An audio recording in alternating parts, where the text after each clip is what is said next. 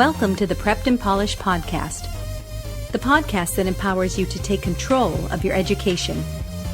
Featuring weekly interviews with influencers in the world of education, as well as tutoring tips, lessons, and updates. And now, here's your host, Alexis Avila. And welcome back to the Prepped and Polished podcast. Make sure you join our community on Facebook, Twitter, Google+, Instagram, YouTube. Just type Prepped and Polished, and you will get there. Also, make sure you go to our site, preppedandpolished.com. While you're there, you can sign up for our free SAT ebook, which is entitled 13 SAT Tips You Cannot Live Without. And if you got a question during or after the podcast, submit your question to radio at preppedandpolished.com.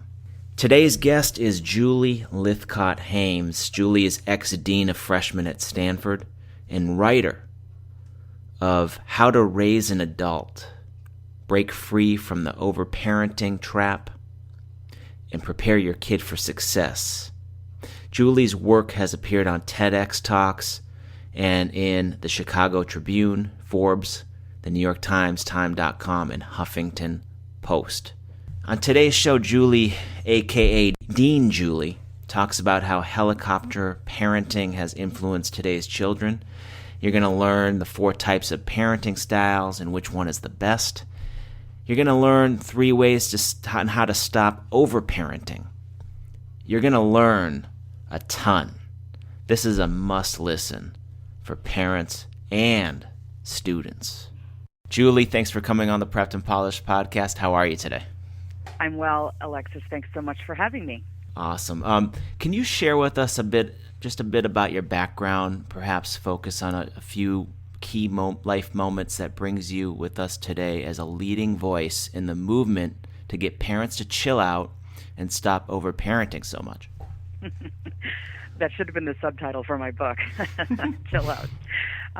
Yeah, certainly. I was the dean of freshmen at Stanford for 10 years, from 2002 to 2012. And in those 10 years, I saw a pretty dramatic increase in the number of parents who felt they had an important role to play in the life of the university, in the life of their grown son or daughter as they went through the university. And simultaneously, I saw a sharp decrease in the number of students who seemed to have the wherewithal to be an adult. I'll confess, Alexis, I didn't really even know what I meant when I said that to myself. They don't seem to know how to be adult. I had to ask myself, what do you mean by that? And I realized what I meant was they didn't seem to have this sense of being able to fend for themselves. They were very reliant on their moms or dads to make decisions, solve problems, provide direction, and so on. And I just thought, it wasn't that long ago that I was in college, and 18 to 22-year-olds seemed, fairly capable of looking after their own affairs and kind of managing the day-to-day of life and coping with what comes, and something has changed. I guess, that's in a nutshell why I wrote this book. I should add, I'm a parent. I have 2 teenagers myself, and one day I came home from work after a late night where I had been talking to parents of new freshmen and very gently and compassionately asking them to trust their son or daughter, trust the university, and go home. And then I came home to my own kids the next day. They were 8 and 10, and it was dinner time, and I began reaching over to their plate and cutting their meat. And that was my aha moment that, wait a minute, I'm on track to be one of those parents who'll still be very involved in the life of my 18-year-old. When do you stop cutting their meat? When do you let them cross the street? When do you let them talk to strangers? I realized that childhood is meant to prepare the way for that inevitable day, and that we parents with the best of intentions are doing too much. That's amazing. So your book, How to Raise an Adult, Break Free of the Overparenting Trap, Prepare Your Kid for Success, considering your experiences as Dean of Students, was this an easy book for you to write, and did the ideas flow easily? Let me clarify that I was only Dean of Freshmen, but as I like to say, they were a rowdy bunch. Okay. And this was not by any means a Stanford problem. I would talk to colleagues at universities and colleges around the nation, in every region, in every tier, at 4-year institutions. We're seeing the same thing, kind of an encroachment and involvement of parents in the lives of college students. I wrote it based on my compassion for young people. big picture, I'm someone who really believes in humans. I believe in all of us having the chance to make our way in the world. And, I think I used to think that it was really difficult circumstances such as, poverty or homelessness or, family background or status that might impede a person's progress in the world. And certainly those things can and do. So imagine how surprised I was, as I say in the Time article, to find that among my more affluent students, there was this impediment to their progress in the form of over-involved parents doing too much. It was my compassion for young adults, my interest in helping them make their way out into the world that prompted me to write the book. And yeah, I would say it did flow pretty easily. Nice. And I was curious, did you always want to be a writer? Oh, Alexis, no. Not in any way, shape, or form. Okay. I majored in American Studies as an undergraduate, and I went off to law school, where I was intending to use my law degree in the social justice realm to, move obstacles out of people's lives so that they could, make a good life for themselves. And so, I ended up going into corporate law. I didn't end up pursuing the social justice track. I had a lot of regrets about that. Was very unhappy in my corporate work. Turned toward an opportunity to work more closely with human beings, which was to be a college administrator and ultimately a dean. And now I'm a writer. I would say what links those three things is this interest in humans, whether through an interest in law or as an academic administrator, or now as a writer. I'm just really, really interested in helping, guiding, advising, mentoring people, particularly young adults, in kind of making their way. Awesome. I did a podcast, number 66, with New York Times best-selling author Frank Bruni. Reminds me a little bit about some of your conversations you're having in your book, when Frank mentioned that the college admissions process, admissions anxiety, has become a lot more severe than when he applied to school in the 80s. And I was wondering, with that, does overparenting and college admissions mania go hand in hand? They certainly go hand in hand. College admissions isn't the only factor incenting parents to be over-involved, but it's certainly a piece of it. And quite frankly, Alexis, I was a bit blind to that when I worked for a university. I'd go out and speak publicly about my concerns about overparenting, and parents, usually the first question asked in the Q&A would be, wait a minute, aren't the colleges and universities, isn't your employer to blame? Referring to Stanford where I worked. And, now that I've been away from the university for 3 years, I've gained, a greater distance from it. And my own kids have been through now middle school and entering high school. I'm able to see the role that the admissions arms race plays. So yeah, I applied to colleges in the 80s as Frank did, and it wasn't anywhere near as competitive to get into these quote-unquote highly selective schools. There are a lot of things going on. Kids today are applying to so many more schools than was ever the case before. That they appear to be more selective than they are. Each kid can only end up in one spot, even if they're admitted to multiple. So we have a bit of a distorted sense of how competitive it actually is. But we also are distorted in our thinking about which schools matter. And this is one of the central messages of my book, Alexis. Definitely. We've been duped by U.S. News and World Report, and I'm just going to say so. Yeah. As a college administrator, a college dean at a highly selective, prestigious place, I can tell you that a fantastic education is to be had there, yes, but at many, many, many, many other colleges and universities, most of which you maybe, quote unquote, haven't heard. And I think as parents, one of the best things we can do is to introduce our kids to, many different schools. As I like to say, there are 2,800 accredited four-year colleges and universities in this magnificent nation of ours. And as with anything, I'd wager the top 5% are worth looking at. That's 140 schools.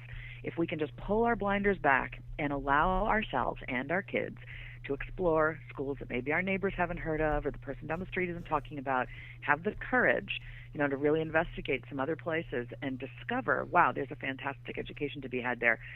Guess what? Our kid has a much greater chance of getting in. They're not nearly as cutthroat in their admission rates, and they're going to get an absolutely fine, wonderful, undergraduate education. So I think that's one of the best things we parents can do for our kids, and really as leaders in our community, is to start looking at other schools. About when has overparenting gotten to a point where it's now, it's national news headline, books are written, I mean, when I was a kid in the 90s, 80s, 90s, I remember reading about a stressed out kid or two, but not like it's today. Yeah. Is there was there like a turning point or something that I might have missed? You know what? Well, Alexis, I wrote my first op-ed on this issue in 2005. Okay. By then, I had been freshman dean I was in my fourth year as freshman dean, and I was seeing enough of a parental involvement on our campus and talking with colleagues elsewhere around the nation to be concerned. It wasn't just the involvement. Obviously, parents love their kids. They want to do the best they can for them. But parents seem to be supplanting themselves into the role. The college student, quite frankly, when you were growing up, or I was, used to be able to play for themselves. And I wondered what's to become of these young adults who don't seem to kind of have the skills to do for themselves. These were just hunches and concerns that I had as a dean and as someone who's compassionate toward other humans. What's changed in the last 10 years, really in the last 5 years, even the last 3 years, is study after study is starting to be published talking about the impact of having been overparented. So there seems to be a lot of agreement in the psychology community that kids who've been overparented, defined as parents who hover, they make the decisions for their kid, they don't give their kid freedom and autonomy, independence, they're very over-directive about the path they take, that these kids are suffering greater rates of anxiety and depression. We've got to pay attention to that. Some people joke that, well, I don't, they can always get therapy in their 20s, but at least they'll have that degree from Yale. That is such an arrogant, absurd assertion. And of course, the people who feel that way are joking in part, but in part they're not. What they're saying is they think a degree from a place, with a big brand name is more valuable than their kids' mental health and wellness. And I think that's the light that's being shined on the issue right now. People are starting to wake up and say, wait a minute, I don't want that, degree of mental anguish for my kid. So I think that's what's changed, the awareness of these mental health outcomes. Wow. In your book, you mention that today's parents may have fear that their kids won't be successful out in the world.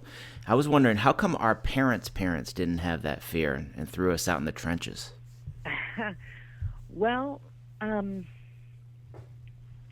think in part, let me remind your listeners that the population I'm talking about in my book, How to Raise an Adult, is middle and upper middle class parents who have disposable time and income to spend, and invest in their kids. So working class parents, poor parents, don't have the luxury of extra time and money to just, spend hovering over their kids. So for some of us, our parents didn't have the means to do what many parents in affluent communities are doing today. But even parents who were affluent back in the day, they just threw the door open and let us go out and play. They weren't so scared. Mm-hmm. I think today parents are frightened about the world out there, quote unquote. The media has really trumped up the fear of strangers. Our technology allows us to become aware of anything bad happening any moment, to any child anywhere. But the truth is that the rates of stranger abduction, for example, are really infinitesimally small. About 115 cases a year out of a population of 74 million children. So we take, of course, it's a terrible, unthinkable tragedy when it does happen, but we take far, far greater risks by putting our kids in a car or by letting them play football. So we've allowed ourselves to think that there's something bad that could happen on every street corner, and it's simply not the case. So we've responded by trying to protect and prevent, and as a result, our kids don't learn how to be on their own on a sidewalk or in a park or, in a store or what have you. And again, these are life skills they need to develop. So with the best of intentions, we're actually undercutting their chances to thrive. So we're literally afraid of the harms that are, quote unquote, out there. We're also afraid. We look at the 21st century. It's bewildering, from technology to robots to artificial intelligence to the economy. We sort of worry, how's our kid going to make it? How are they going to earn a living? And I think we're right to be concerned about that, but we're wrong in thinking that we can just direct a path for them that will lead to their success. Because what I know after sitting in advising office hours with countless other people's sons and daughters is when someone is on a path of their parents making, whether it's toward finance or medicine or, accounting or, software engineering, whatever it might be, if they don't feel it, if they don't feel this is who I am, this is what I want to do, they're not terribly fulfilled. They're going at some point to figure out, no, what I've always wanted to be and do is this. As long as I can put a roof over my head and, food on the table, I'm going to be happy because this is work that's meaningful to me. It doesn't matter if my parents think it's somehow less meaningful or less successful. That success and that meaning really comes from within. So I'm interested in people designing their own future, figuring out what they're good at and what they're passionate about and what their values are, and finding work that aligns with those things rather than just being on someone else's quote-unquote certain path. Amazing. Are helicopter parents born or made, and is it curable? Well, I hope it's curable. That's why I've written this book. And, I should say, in this book, I really cop to my own tendencies. I was once this finger-wagging dean, right? I said my aha moment was when I discovered I was cutting my own kids' meat. In my book, I talk about, the struggles I've had to give my kids more and more independence. So I've seen in my own being, in my own family dynamic, how, you can definitely make some changes. Are they born? I would say no, but I think, there's a herd of overparenting, parents out there, a herd, H-E-R-D, of people who are parenting this way, and it's hard to stray from that herd if everyone around you seems to be overprotecting their kids, over-directing, doing too much hand-holding, acting as their concierge. Let me take care of that for you. Let me fill out your applications and argue with your teacher and, get that deadline extended for you and tell you when to wake up. When quote-unquote everyone around you is doing that, it takes a lot of guts to say, you know what, that's not what we're doing. Sure, there's a short-term win often when a parent helps too much. When a parent does their kids' math homework, that kid's likely to get a better grade. Maybe that means they get into a better math class the next year. Maybe that means, on and on. We worry that we've got to be there to help and do everything so that they have the opportunities we want for them. What we've lost sight of is if we do it all for them, they won't actually have the capabilities they're going to need when the time comes. And psychologically, they know they haven't actually achieved those things on their own, and that really messes a person up. So, I think we can turn things around, and I actually have 3 quick tips if I can share them. Please. Things we can do right now. If we're recognizing that we're overparenting, here are 3 things we can do. Number 1, we can stop saying we when we really mean our sons and our daughters. In my community, and I'm sure in yours, people say, oh, we're on the soccer team. We're doing this science project. We're applying to college. And we're not. We're the grown-ups. We're the parents. Our kid is experiencing those endeavors, making those efforts, and we really take something away from them when we say we, when it's really there. So stop saying we. Number 2, stop arguing with the adults in their lives, whether it's teachers or principals, coaches or referees. We do a whole lot of engaging with those folks on our kids' behalf. Number 1, for the most part, these are authority figures who are worthy of respect, and we ought to teach our kids that. And number 2, we ought to teach our kids how to have the conversations they need to have themselves. If there's a grade that the kid isn't happy with, the kid needs to go and talk to that teacher thoughtfully, respectfully, and learn how to make, an argument on their own behalf. So stop arguing with the adults in their lives is number 2. And then number 3 is stop doing their homework. Parents today are helping with math problems, with essays, with science projects. And if you're writing your kid's essay in the 8th grade, I promise you'll be writing it in the 12th grade. You'll be writing their college admissions essay, and you might even be doing their work in college, and you might help when they're doing work in the workplace. And boy, that is a recipe for disaster one day, because you won't always be there. And then what? Those are amazing tips, and it's funny because I've been a tutor for about 15 years, and the only kid that didn't work out, he wanted me to write his Spanish paper for him. And I was like, look, guy, bye-bye. You're not going to learn Spanish if you let me write your paper for you. So I completely see tip 3 there. Yeah, and you got to feel badly for the kids because they this is the only childhood they know.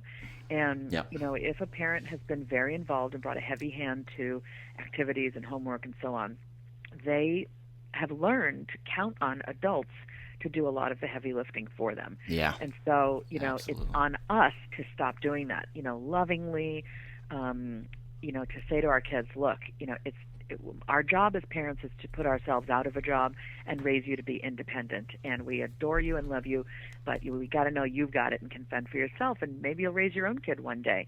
So here's what we're going to do. It's more responsibility at home. It's not letting them off the hook for chores just because they have too much homework. It's not trying to soothe, prevent every harm from happening, but, allowing them to experience the bumps of life and loving them through that, but letting them learn the lessons that only come, when they try and fail. I mean, that's actually how you strengthen and grow a human, is by experiencing the setbacks and discovering you're still okay and moving on. How did your nickname Dean Julie come about? Alexis, you'd have to ask my students. They gave it to me, I don't know, somewhere in maybe my second or third year, they started referring to me as Dean Julie, and I was very touched to have a nickname because as a college administrator, my goal was to be visible, relevant, and credible to my students.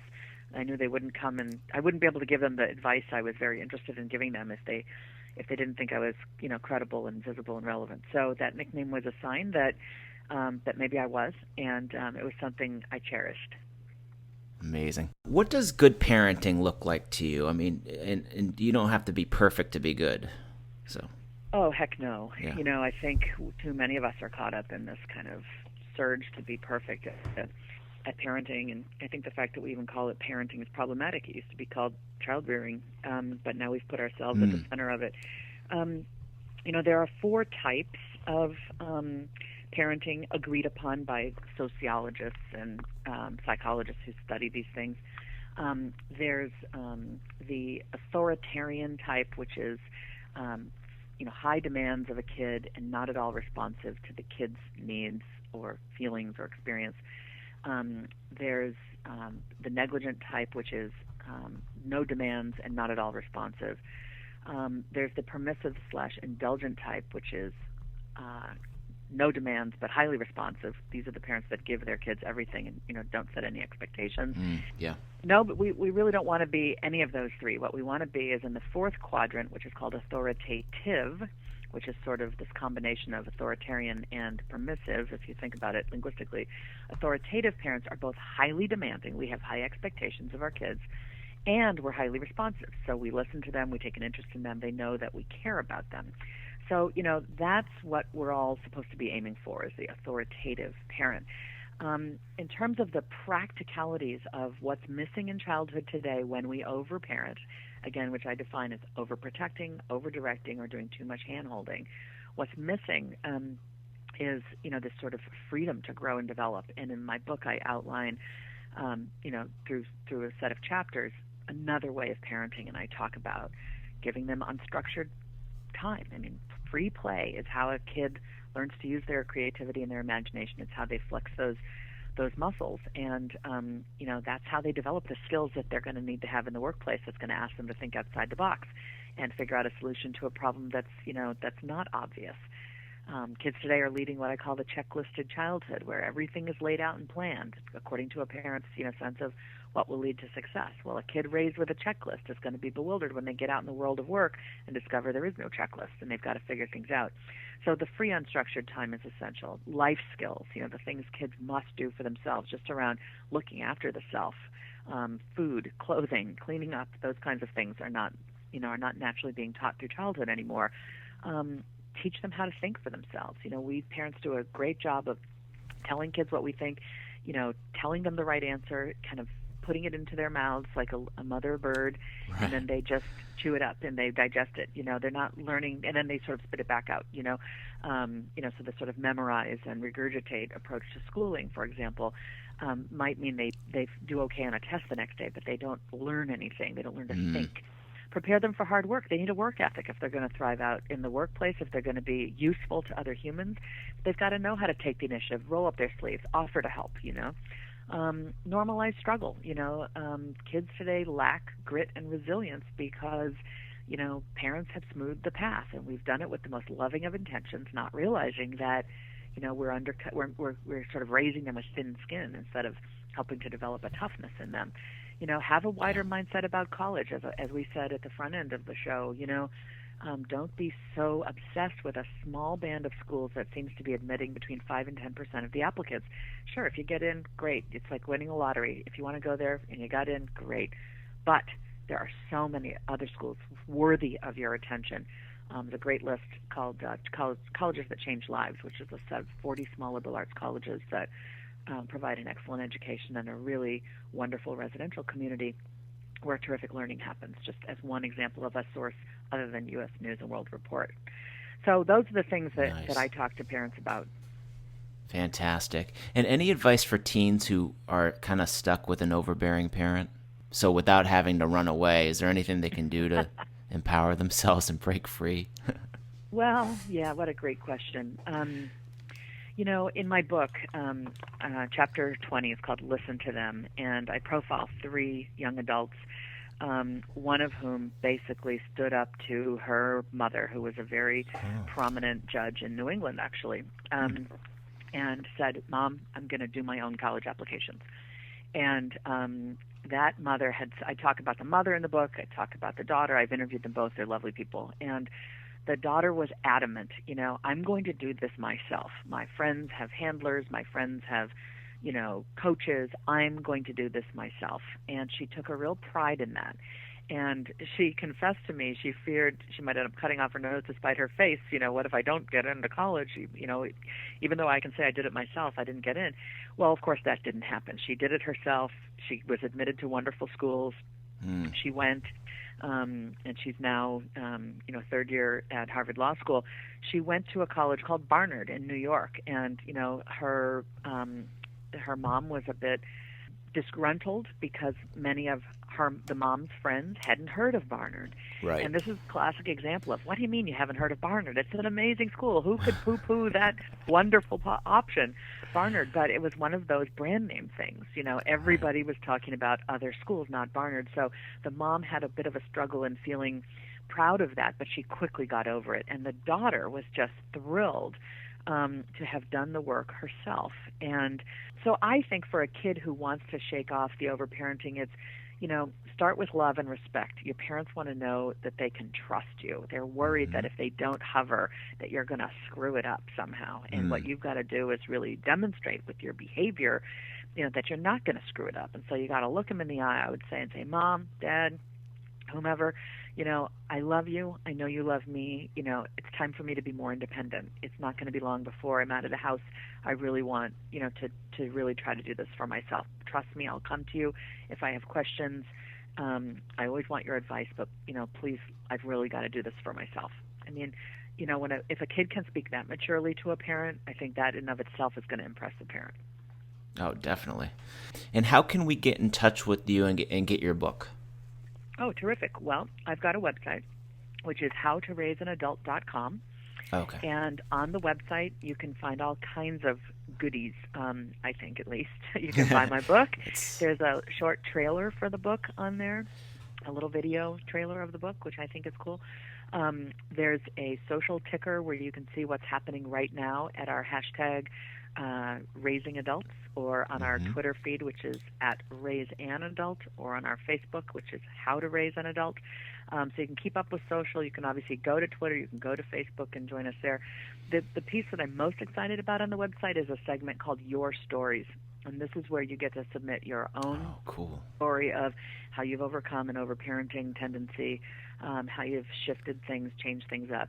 The book's been out for a couple weeks now, at least in terms of the time you and I are talking, and I've been hearing from strangers who are starting to send in their stories, which is so encouraging. And that's how we're going to build a community of people who have the guts to break away from the overparenting herd. We're developing our own herd, and we're going to swing the pendulum back in the direction toward raising adults. So howtoraiseanadult.com is where people can go.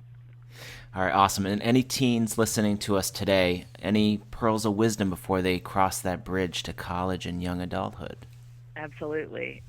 Well, I believe in young adults, and I'm so excited for you listening to this program, thinking about what lies ahead for you. Here's what I would say. Your own voice needs to be the strongest voice you hear increasingly as you grow up. In the beginning, your parents' voice was everything that mattered, and at some point you'll be an adult, and your own voice is going to be, hopefully, the strongest one in your own head. And so you're really working toward that point, which means working toward knowing yourself, figuring out who you are, what you're actually good at, not what people tell you should be good at, but what you're actually good at and what you actually care about and what you actually love. And then having the guts to pursue those interests and pursue those courses and those majors, whatever they may be. In other words, the older you get, by the end of high school, you'll be thinking about this for college. By the time you get to college, choosing a major, you're the one who's supposed to be deciding, what do you want to be and do in the world? And then go and be and do those things and be the very best hardworking version of that person you can be. Julie, thanks for coming on the Prepped and Polished podcast. Appreciate your time. Alexis, thank you so much, and I hope you have a great day.